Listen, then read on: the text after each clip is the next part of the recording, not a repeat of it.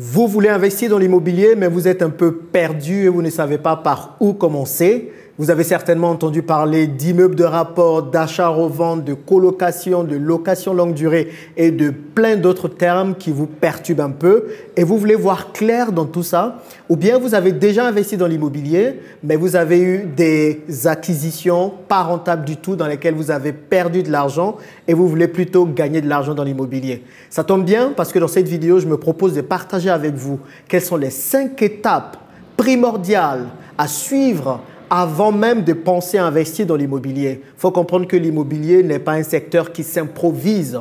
Il faut être prêt quand on parle d'investissement dans l'immobilier parce que ce sont des sommes colossales qui sont mises en jeu.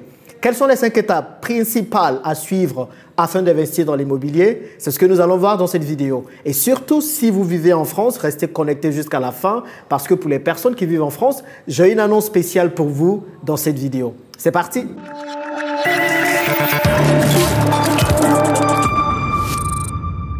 Mais avant d'aller plus loin, si vous me découvrez pour la première fois, je m'appelle Jean Vidéo. C'est parti! Je suis en Afrique et à Dubaï depuis plusieurs années et ma passion, c'est de voir le maximum de personnes réussir leurs investissements partout dans le monde afin de pouvoir s'enrichir durablement. Je partage du contenu de qualité ici sur cette chaîne régulièrement, donc n'hésitez pas à vous abonner afin de suivre régulièrement également tout ce que je partage ici. Il faut surtout activer la cloche parce que cela vous permettra d'être notifié de la parution de chaque nouvelle vidéo, principalement le lundi, mercredi et vendredi.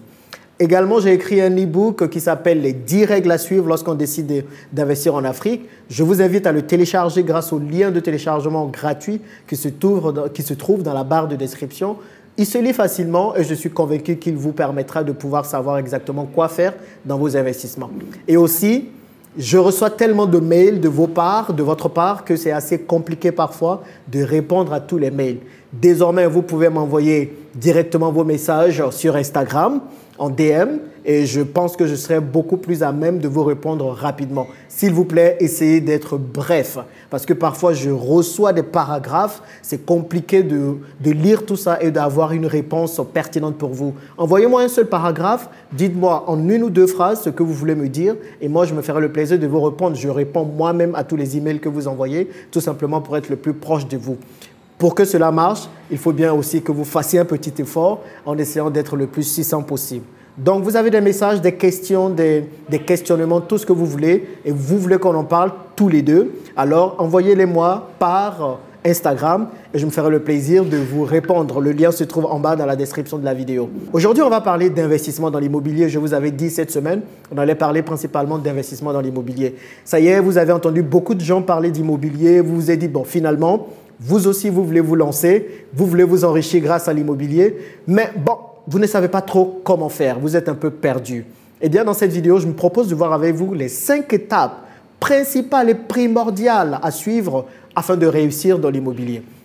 La première étape, qui est vraiment essentielle pour moi, c'est d'abord d'assainir vos finances. Je vais répéter pour que vous puissiez comprendre, c'est penser d'abord à assainir vos finances parce que je connais beaucoup de personnes qui se lancent dans l'immobilier sans savoir gérer leurs finances. En tout cas, il y a 2 types d'investissements principaux dans l'immobilier. Soit vous voulez vraiment placer votre argent, on appelle ça placement d'argent, donc vous achetez un bien, vous achetez cash et vous espérez que le bien prenne de la valeur sur la durée. C'est une manière de garder votre argent au lieu de le garder par exemple dans des comptes en banque avec des faibles rendements. Ça, c'est une première façon. La deuxième façon, c'est de pouvoir obtenir un prêt bancaire afin de pouvoir investir. Si vous voulez avoir un prêt de la part de la banque, eh bien la banque va vous demander des prérequis. La banque va vous demander des conditions. Et une de ces conditions, c'est tout simplement d'avoir un compte sain, un compte nickel. Qu'est-ce que j'entends par un compte nickel? Première chose, il faut faire attention à ne pas être à découvert. C'est très important. Heureusement, la plupart du temps, les banques en France, elles regardent juste les 3 derniers mois de vos relevés bancaires. Donc, sur les 3 derniers mois, assurez-vous à avoir un compte le plus nickel possible. Donc, le découvert, c'est tout simplement aller au-delà de votre solde, aller au-delà de la somme 0 que vous avez sur votre compte. Évitez ça. Évitez les découverts, plus de découverts. La deuxième chose, pas de crédit. C'est important. Si vous voulez investir dans l'immobilier, Il ne faut absolument pas avoir de crédit à la consommation, bien entendu. Les bons crédits, les crédits actifs qui vous permettent de pouvoir avoir des actifs qui vous enrichissent, il n'y a pas de souci. Mais des crédits passifs qui vous permettent d'acheter des voitures, qui vous permettent d'acheter des gadgets, il faut éviter ça. Il faut éviter les prêts revolving, il faut éviter toutes les choses qui sont passives et qui prennent de l'argent de votre poche. Et il faut vraiment comprendre ça. Il faut comprendre comment la banque fonctionne. La banque, tout simplement, elle a deux objectifs. Le premier, c'est de ne pas perdre de l'argent parce que, clairement, la banque gère l'argent des autres. Donc, comme toute entreprise, elle veut perdre le moins d'argent possible. Donc, elle va aller vers des personnes qui sont beaucoup plus solvables quant à l'octroi de prêts. Et deuxième, la banque n'a pas envie de se faire chier. Désolé du terme, mais c'est ça. Elle n'a pas envie de se fatiguer avec des profils compliqués. Donc, si elle a deux dossiers qui arrivent et qu'elle voit qu'il y a une personne qui a des finances carrées et une autre qui n'a pas de finances carrées, bah, elle va tout de suite aller vers la personne qui a des finances carrées. Et vous-même, mettez-vous à la place de la banque. Vous ferez pareil si deux personnes viennent vous voir pour vous demander de l'argent. Une a une bonne gestion de ses finances, c'est-à-dire qu'elle peut facilement vous rembourser, et l'autre n'a pas du tout une bonne gestion de ses finances. Bah, écoutez, vous allez aller vers la personne qui a une bonne gestion de ses finances, n'est-ce pas? Donc, c'est la même chose. La banque veut vraiment être tranquille, ne pas se fatiguer avec des dossiers compliqués. Et pour cela, il faut absolument avoir des comptes sains. Et la deuxième chose qu'il faut voir dans vos comptes, c'est de ne pas avoir du tout de crédit. Si vous avez des crédits, passez d'abord le temps à rembourser ces crédits avant même d'aller voir la banque. Il y a certaines banques qui peuvent vous prêter même si vous avez des crédits. Tout dépend de vos finances et de vos revenus. Mais il est mieux de ne pas avoir de crédit. Et la troisième chose que la banque va regarder dans vos finances, c'est tout simplement votre épargne. L'épargne joue un rôle important. Et il faut commencer à épargner. Ça, c'est la première chose à faire.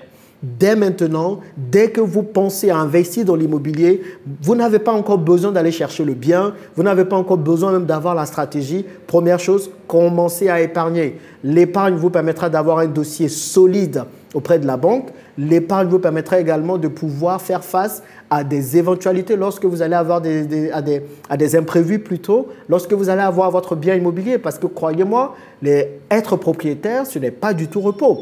Il y a des soucis qui peuvent survenir, il y a des problèmes qui peuvent arriver. Il faut être en mesure de pouvoir, comment je peux le dire, de pouvoir faire face à ces problèmes-là. Donc, c'est important pour vous d'avoir une réserve de côté, d'avoir de l'argent de côté. Ce que j'ai l'habitude de dire aux gens, il faut au moins avoir 6 mois de loyer de côté. Imaginez que vous avez des appartements qui vous génèrent à peu près 2 500 € par mois. Eh bien, 2 500 fois 6, je vous laisse faire les calculs, c'est exactement ce qu'il faut avoir de côté. Comme ça, si quelque chose arrive, vous puisez dans ce fonds de trésorerie, comme on l'appelle, pour faire face à ça. Vous pouvez faire face à des imprévus, à des impayés, à des locataires qui ne payent pas. Vous pouvez faire face à des travaux, à plein de choses. Donc, il est important d'avoir cette somme de côté. Donc, la première étape, pour résumer, quand vous décidez d'investir dans l'immobilier, c'est d'assainir vos finances, c'est d'avoir des comptes nickel et de faire en sorte que vraiment vous ne soyez ni à découvert, ni à crédit et que vous ayez une très bonne épargne. La deuxième étape, si vous voulez investir dans l'immobilier locatif, c'est tout simplement de connaître votre capacité d'emprunt. La capacité d'emprunt, c'est tout simplement ce que la banque est capable de vous donner, de vous prêter. Il y a beaucoup de personnes qui se lancent, qui commencent à chercher des appartements et elles se rendent compte que finalement, la banque ne peut pas les suivre dans leurs projets. Ça n'a pas de sens alors qu'elles ont certainement fait appel à des agents immobiliers, elles ont payé des agents immobiliers afin d'avoir de bonnes affaires. Non. Avant même de penser commencer à investir dans l'immobilier, allez voir votre banque et dites à votre banque que vous avez un projet immobilier et voyez à quelle hauteur la banque peut vous suivre. Moi, pour mon premier projet immobilier en 2018, je suis allé voir la banque 6 mois avant même de penser commencer à chercher mon bien immobilier. Dès que je me suis dit que je veux acheter un bien immobilier, je suis allé voir la banque et j'ai demandé à la banque combien vous pouvez me prêter. Et là, je me suis rendu compte que ma banque, à l'époque, ne prêtait pas aux expatriés. Ah, voilà. Donc, du coup, j'ai dû me tourner vers d'autres banques afin de pouvoir avoir un prêt immobilier. Donc, commencez tôt. Allez voir la banque et demandez tout simplement quelle est votre capacité d'emprunt. qu'est-ce que vous pouvez emprunter? Ce serait ballot quand même de vouloir investir dans un immeuble de rapport à 200 000 euros alors que la banque ne peut vous prêter que 10 000 euros. Bon, c'est caricatural, mais voilà, ce sont des choses qui peuvent arriver. Donc, une fois que vous avez pensé et commencé à assainir vos finances, en parallèle, vous allez voir la banque et vous leur dites, bah, j'ai un projet dans 2, 3, 4, 5, 6 mois et je veux tout simplement savoir combien je peux emprunter. Et la plupart du temps, la banque va vous donner exactement quelle somme elle peut vous octroyer en prêt immobilier. Numéro 3, une fois que vous avez assaini vos finances et que vous connaissez votre capacité d'emprunt, maintenant, il faut choisir votre stratégie immobilière. Ne suivez pas toutes les stratégies immobilières. Ce n'est pas parce que Pierre investit dans l'achat-revente que vous également, vous allez décider d'investir dans l'achat-revente. Ou ce n'est pas parce que moi, j'investis dans les immeubles de rapport que vous également, vous allez vouloir investir dans les immeubles de rapport. Il est important de choisir la stratégie qui vous convient le mieux. Je vais développer cela dans une autre vidéo parce que vraiment, il faut prendre beaucoup de choses en compte. Mais une des choses à prendre en compte, c'est votre budget. Si vous avez un budget de 20 000 euros, si la banque peut vous accorder 20 000 euros, alors vous allez beaucoup plus vous pencher vers les parkings que vers des appartements. Donc, le budget est un critère important pour choisir votre stratégie immobilière. Également, le temps de travail que vous voulez accorder à l'immobilier. Il y a des gens qui ne veulent pas se prendre la tête à gérer des biens ou des travaux, comme c'est mon cas. Dans ce cas, je ne vais pas me tourner vers l'achat-revente parce que ce qu'on oublie dans l'achat-revente, c'est qu'il y a une partie au milieu qui s'appelle rénovation. Achat, rénovation, revente. Et il y a plein de personnes qui me posent des questions me disant « Mais Jean-Yves, qu'est-ce que tu penses des achats-reventes? Est-ce que c'est bien ?» Ça dépend. Est-ce que tu as le temps de te tourner vers ces choses? Est-ce que tu as le temps de suivre des travaux? Est-ce que toi-même tu as le temps de faire des travaux? Je suis désolé, mais si toi-même tu ne sais même pas comment tirer la chasse d'eau de tes toilettes, je ne te dirais pas d'aller faire des rénovations. Tu vois, ça va de source. Donc, il faut vraiment réfléchir à ce que vous voulez faire, au temps que vous voulez passer à gérer l'immobilier afin de choisir votre stratégie immobilière. Et aussi, il faut penser à la fiscalité derrière. Si vous devez payer beaucoup d'impôts, alors vous allez choisir plutôt de la location meublée et non de la location nue. Donc, il y a plein de choses à prendre en compte que nous allons voir dans une prochaine vidéo. Mais la troisième étape, vraiment, c'est de définir votre stratégie immobilière. La stratégie qui vous convient, vous, et pas la stratégie que des gens sont venus vous dire « Ouais, c'est la meilleure, il faut faire ci, il faut faire ça. » Non. C'est pour ça, moi, j'aime bien parler individuellement aux gens parce que j'ai envie de dire « Mais ta condition, ta situation est différente de l'autre. Moi, je peux investir aujourd'hui en nom propre parce que je suis expatrié et je paye très peu d'impôts en étant expatrié. Je ne vais pas conseiller à quelqu'un qui a peut-être un taux d'imposition assez élevé de faire pareil. Donc voilà, il y a plein de choses à prendre en compte avant de définir sa stratégie immobilière. Ce n'est pas un jeu d'enfant, je vous assure. Et ne rêvez pas, comme beaucoup veulent vous le faire croire, que non, achète un appartement, divise-le en 50 et tu vas avoir des rentabilités. Diviser un appartement, ce n'est pas si facile. Bon, anyway, on va parler de tout ça dans une autre vidéo, mais il faut comprendre que vraiment, c'est important de définir vos stratégies immobilières. Et une fois que vous avez défini cela, la quatrième étape qui va de pair du coup avec la troisième, c'est de vous former. Il est important de vous former.